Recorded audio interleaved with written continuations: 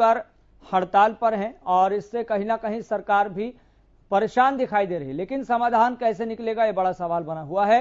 तो वहीं सरकार की नीतियों के खिलाफ केंद्रीय ट्रेड यूनियनों ने 2 दिवसीय भारत बंद का आह्वान किया है, जिसके चलते आज और कल के लिए बैंकिंग, रोडवेज जैसी जरूरी सेवाएं भी बाधित हैं। बैंकिंग यूनियन और सरकारी बैंकों के निजीकरण को काफी समय से प्रदर्शन कर रही है। वहीं यूनियन की प्रमुख मांगों में लेबर कोड को समाप्त करना, हर तरह का निजीकरण रोकना, मनरेगा मजदूरी के लिए आवंटन बढ़ाना, कॉन्ट्रैक्ट लेबर को परमानेंट करना शामिल है। रिपोर्ट आपको दिखाते हैं।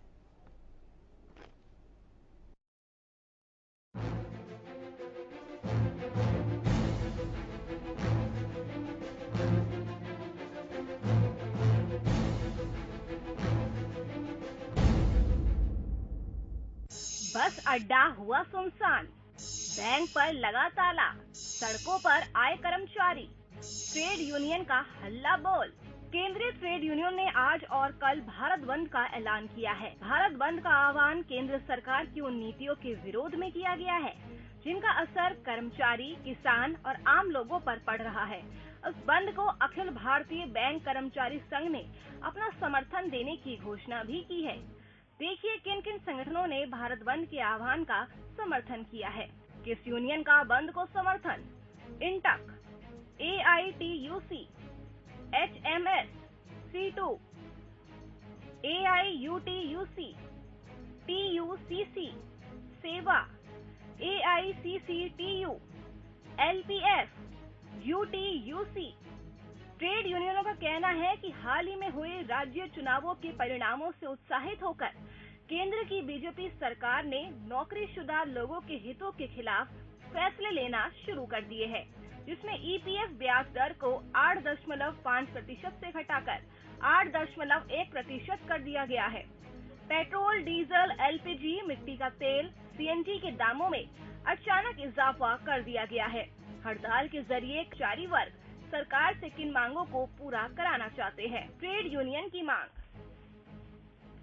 पुरानी पेंशन प्रणाली लागू हो, नेशनल पेंशन स्कीम में कर्मचारी शामिल हो, कच्चे कर्मचारियों को पक्का किया जाए, समान काम समान वेतन भत्ते की सुविधा मिले, खाली पदों पर मेरिट से पक्की भर्ती हो, भर्ती में आरक्षण का बैकलॉग भरा जाए, एक लिपिक का वेतन 35,400 रुपए हो, संपत्ति क्षति पूर्ति कानून एस्मा निरस्त हो, बैंकों के निजीकरण। हरियाणा में भारत बंद के असर की अगर बात करें तो हड़ताल को लेकर हरियाणा रोडवेज एक्टिव दिखी। प्रदेश भर में कई जगहों पर रोडवेज कर्मचारियों ने धरना प्रदर्शन किया और सरकार तक अपनी बात पहुंचाने की कोशिश की। ये है कर्मचारियों की मांग, पुरानी पेंशन नीति को बहाल करना, कच्चे कर्मचारियों को पक्का करना, रोडवेज में नई बसों को शामिल करना, 2016 के चालकों को नियमित करना, रोडवेज को प्राइवेट हाथों में जाने से रोकना। हड़ताल के चलते देश के कई हिस्सों से ऐसी तस्वीरें सामने आई है जहां लोगों को परेशानी का सामना करना पड़ रहा है। कई बैंकिंग सर्विस ठप है तो कई लोगों को पब्लिक ट्रांसपोर्ट नहीं मिल रहा। ऐसे में हड़ताल का एक और दिन अभी बाकी है तो लोगों की मुश्किलें बढ़ना जायज है। चंडीगढ़ से रवि काली रमन की रिपोर्ट।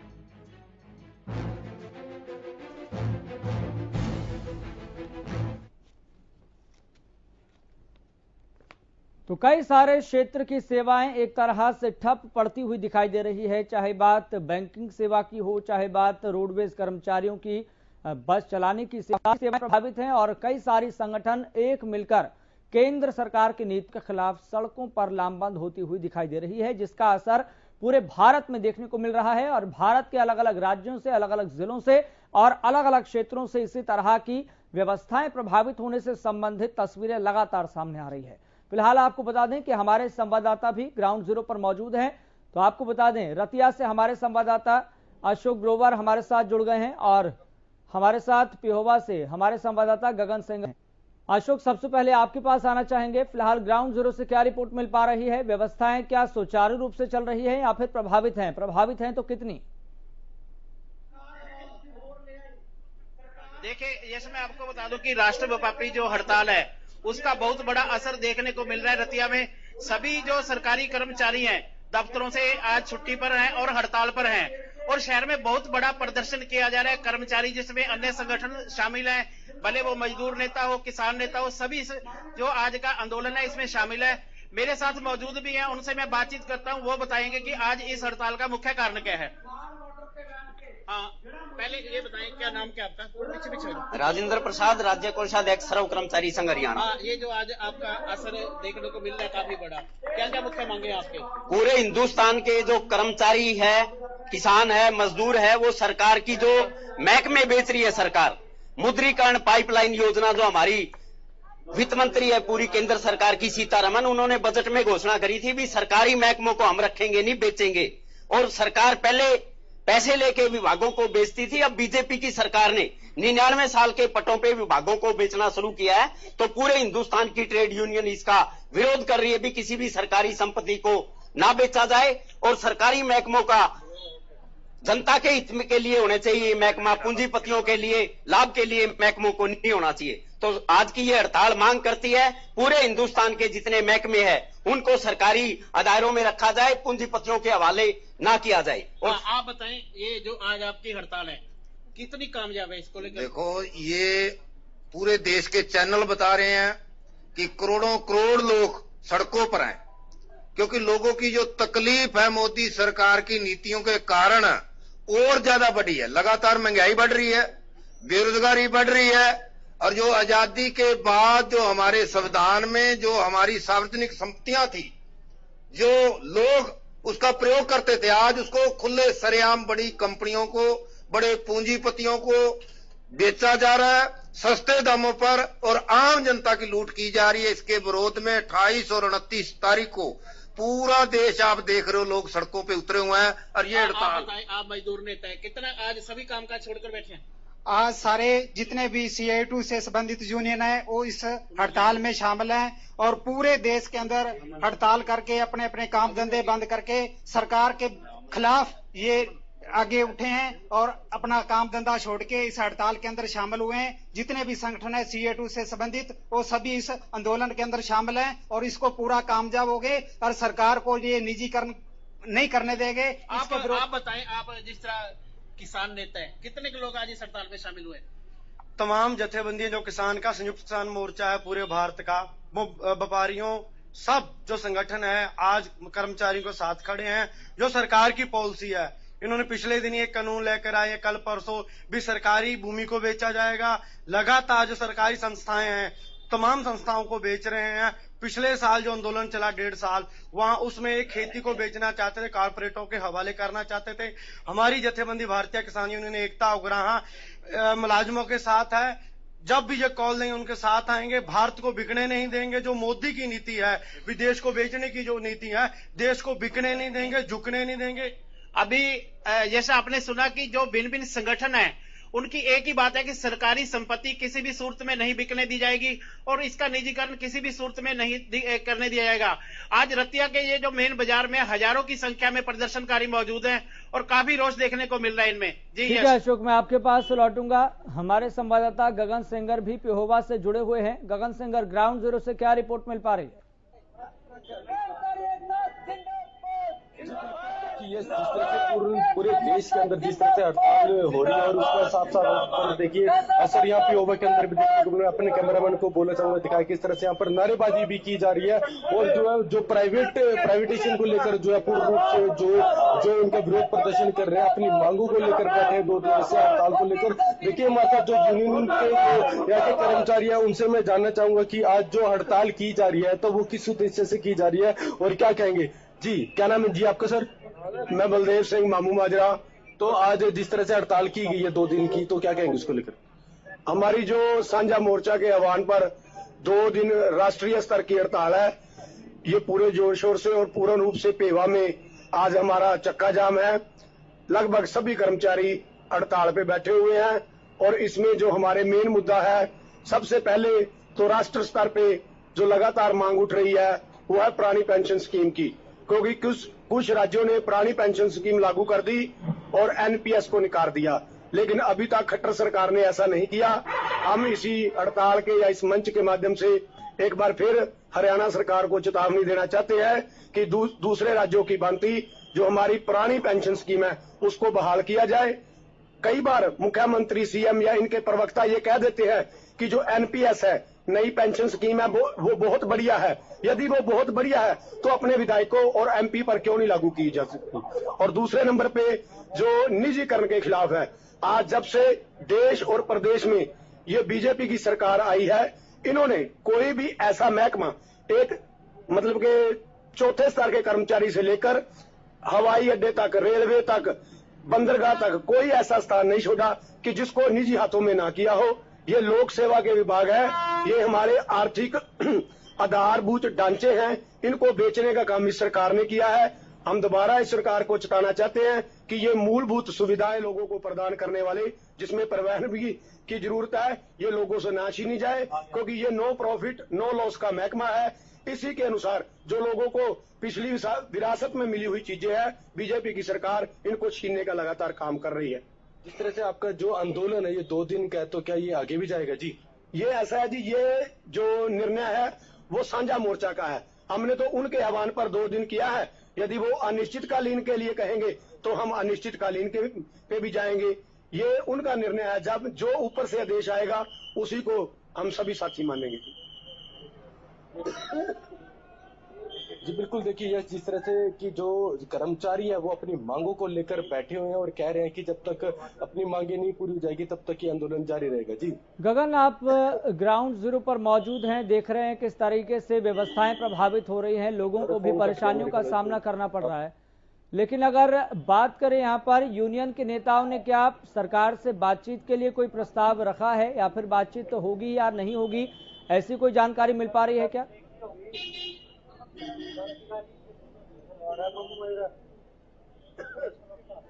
गगन, आप हमारी आवाज सुन पा रहे हैं?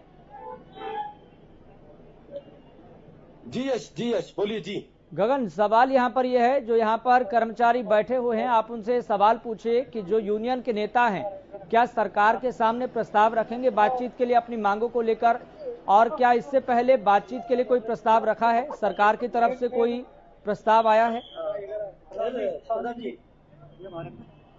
जी बिल्कुल पूछना चाहूंगा जी। जिस तरह से आप अपनी मांगों को लेकर कोई सरकार के पास कोई आपने अभी तक पहले कोई प्रस्ताव रखा है? जी बिल्कुल जी, सरकार के पास 1 महीना पहले जो है मांग पत्र भेजा गया था, लेकिन सरकार ने उस पर कोई कार्रवाई नहीं की।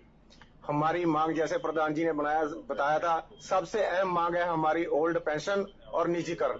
सरकार निजीकरण बंद करे। 2016-17 की जो पॉलिसी हाईकोर्ट ने रद्द की थी उसको रद्द समझा जाए। रद्द समझ के जो है सरकार आगे 20% जो है इंटरस्टेट और 50% डिस्ट्रीब्यूट डिस्ट्रिक्ट और 80% जो है वो लोकल परमिट देना चाह रही है। इस पॉलिसी को बंद करे, ये हमारी मांग है। और 2000 जो 1992 से लेकर 2003 के बीच चालक प्रचालक लगे थे उनको डेट ऑफ ज्वाइनिंग से पक्का किया जाए। 2016 के अंदर जो प्रचालक रोडवेज के अंदर भर्ती हुए थे उनको पक्का किया जाए, ये हमारी मांग है। तो अभी तक सरकार के द्वारा कोई बातचीत का, कोई आपके बड़े नेताओं के साथ बातचीत कोई आए बात? नहीं, अभी तक सरकार का कोई नेता नहीं है। हमारी यही मांग है कि सरकार साझा मोर्चा को बुला के उनसे बातचीत करे, अन्यथा जो ऊपर से कॉल आएगी साझे मोर्चे की, हम उस पर दोबारा फिर फूल चढ़ाएंगे। जी बिल्कुल, देखिए जिस तरह से इन्होंने बताया कि अभी तक कोई भी अपना पत्र जो इन्होंने दिया था, लेकिन अभी तक कोई भी जो है ऊपर से कोई भी इनसे बातचीत के लिए भी कोई भी दिशा निर्देश नहीं है, और इनका कहना है कि अपनी मांगों को लेकर ही अब ये उठेंगे वरना नहीं उठेंगे। जी यस, ठीक है गगन, मैं आपके पास लौटूंगा। हमारे साथ लक्ष्य वर्मा भी जुड़ गए हैं करनाल से। लक्ष्य वर्मा, फिलहाल ग्राउंड जीरो से क्या रिपोर्ट मिल पा रही है? बिल्कुल, जिस तरीके से प्रदेश के अंदर राष्ट्रीय व्यापी हड़ताल रोडवेज ने बुलाई हुई है और उसके चलते आज करनाल में भी जो है हड़ताल का एक रुख देखा गया, जहां पर अगर बात की जाए जिस तरीके से करनाल की ही बात करें तो करनाल के अंदर करीबन 11 ऐसे गुट हैं जिनमें से 9 गुट ऐसे हैं जो हड़ताल पर है और दो गुट ऐसे हैं जो बिना हड़ताल पर। जो अगर बात की जाए बस सर्विस की तो जीएम जो है करनाल, उनसे हमारी कुलदीप से बात हुई तो उन्होंने साफ तौर पर यह बताया था कि जो करनाल के अंदर जो बसें हैं वो साफ तौर पर चलती हुई नजर आ रही हैं, वो देखने को भी मिली। जो हड़ताल थी करनाल में वो एक तरीके से कह सकते हैं पूर्ण रूप से हड़ताल नहीं कह जा सकती, क्योंकि बस सर्विस है वो लगातार जारी है। जी, तो क्या यहां से जो कर्मचारी हैं वो अपने यूनियन के नेताओं की नहीं सुन रहे हैं, या फिर उनका ये अपना व्यक्तिगत फैसला है कि इस हड़ताल का असर हम पर नहीं होगा, हम हड़ताल से अलग हटकर हैं, हम लोगों के बारे में सोच रहे हैं, लोगों को परेशानी ना हो, क्या ऐसा मत रख रहे हैं? जो दो यूनियन है जो सरकार के साथ हैं और जिस तरीके से हमारी उनसे भी बात हुई थी, उन्होंने साफ तौर पे यही कहा था कि हम इस हड़ताल में शामिल नहीं हैं, हम सरकार के साथ हैं। और जिस तरीके से बात की जाए, वो जो दो यूनियन है करीबन 100 बसें ऐसी हैं करनाल के अंदर जो सरकारी बसें हैं वो चलती हुई नजर आ रही हैं। जी, मतलब लक्ष्य ये कहा जा सकता है कि करनाल में पूरी तरह से हड़ताल का असर दे रहा है और विचारों को लेकर भी कर्मचारियों में मतभेद है। कोई कह रहा है कि हम सरकार के साथ हैं, कोई कह रहा है कि हम अपने यूनियन के नेताओं के साथ हैं, जो आगे मांग रख रहे हैं कि आप पुरानी पेंशन को बहाल करें और कच्चे कर्मचारियों को पक्का करें। मतलब यहां पर विचारों में भी और मतों में भी मतभेद देखने को मिल रहा है कर्मचारियों के भीतर। बिल्कुल, जिस तरीके से कर्मचारियों की ही बात की जाए तो उनका भी साफ तौर पर जो पहले जब हड़ताल की गई थी उनका भी, और अब की बात की तो उसमें भी साफ तौर पर यही था कि जो पुरानी पेंशन है उसको बहाल किया जाए या फिर नवी बसें हैं, हरियाणा रोडवेज की सरकारी बसें, उनको शामिल किया जाए। ऐसी कुछ प्रमुख मांगे हैं उनकी, जिसको लेकर जो राष्ट्रव्यापी हड़ताल रखी गई थी, जिसमें आज करनाल के अंदर हड़ताल का असर ज्यादा देखने को नहीं मिल रहा। जी ठीक है लक्ष्य, बहुत बहुत शुक्रिया जानकारी साझा करने के लिए। तो अलग अलग क्षेत्र के संगठन हैं, अपनी मांगों को लेकर सड़कों पर उतरे हुए हैं, लेकिन सबसे बड़ा सवाल यहां पर यह है, क्योंकि कहा जाता है लोकतंत्र में छोटे से छोटे मसले का, बड़े से बड़े मसले का जो हल है वो बातचीत के जरिए होता है। लेकिन बातचीत कब होगी, प्रस्ताव कब रखा जाएगा, ये देखने वाली बात है। लेकिन मांग जरूर लगातार की जा रही है कि सरकार इन मांगों को माने। लक्ष्य, बहुत बहुत शुक्रिया जानकारी साझा करने के लिए। तो 2 दिन के लिए भारत बंद और व्यवस्थाएं कई तरह से प्रभावित दिखाई दे रही है, चाहे बैंकिंग व्यवस्था की बात हो, चाहे बात रोडवेज कर्मचारियों की हो या फिर दूसरी व्यवस्थाओं की हो। लेकिन इसी बीच जो ग्राउंड जीरो से तस्वीरें सामने आ रही है अलग अलग जिलों से, अलग अलग क्षेत्रों से, वो भी हम आपको दिखा रहे हैं। चाहे बात सिरसा की हो, चाहे बात सोनीपत की हो, चाहे बात अंबाला की हो, चाहे बात यमुनानगर की हो, चाहे बात बल्लभगढ़ की हो, चाहे बात फतेहाबाद की हो, चाहे बात तो शाम की हो और चाहे बात चरखी दादरी की हो। तो पूरी तरह से असर ग्राउंड जीरो पर देखने को मिल रहा है। कर्मचारी सरकार की नीतियों के खिलाफ सड़कों पर उतरे हुए हैं और हमने आपको करनाल की तस्वीर भी दिखाई थी, जहां पर हमारे संवाददाता ने ग्राउंड जीरो के जरिए बताया कि यहां पर मिला जुला असर देखने को मिल रहा है। मतलब कहीं पर असर दिखाई दे रहा है, कहीं पर असर दिखाई नहीं दे रहा, और संगठनों में भी विचारों को लेकर मतभेद देखने को मिल रहा है। कुछ संगठन अपने आला नेताओं का इंतजार कर रहे हैं कि ऊपर से कोई आदेश आए तो हम आगे फैसला लें। तो कहीं पर पूरी तरह से हड़ताल का असर दिखाई दे रहा है। तो चाहे बात सिरसा की हो, चाहे बात सोनीपत की हो, चाहे बात अंबाला की हो, चाहे बात यमुनानगर की हो, तो अलग अलग जिलों से अलग अलग तस्वीरें हैं और अलग अलग विचारों में लिपटे हुए संगठन दिखाई दे रहे हैं, अलग अलग विचारों में लिपटे हुए ये कर्मचारी नेता दिखाई दे रहे हैं। लेकिन बड़ा सवाल यहां पर यह है कि सरकार इन मांगों पर बातचीत के लिए प्रस्ताव कब रखेगी, या फिर ये संगठन बातचीत का प्रस्ताव सरकार के सामने कब रखेंगे। क्योंकि बातचीत के जरिए ही बड़े से बड़े मसलों का हल होता है। लेकिन इतना जरूर ध्यान रखना होगा कि इन तमाम व्यवस्थाओं के ठप होने से आम आदमी परेशान हो रहा है, आम जन परेशान हो रहे हैं। फिलहाल मुझे दीजिए इजाजत, लगातार आप देखते रहें हरियाणा में।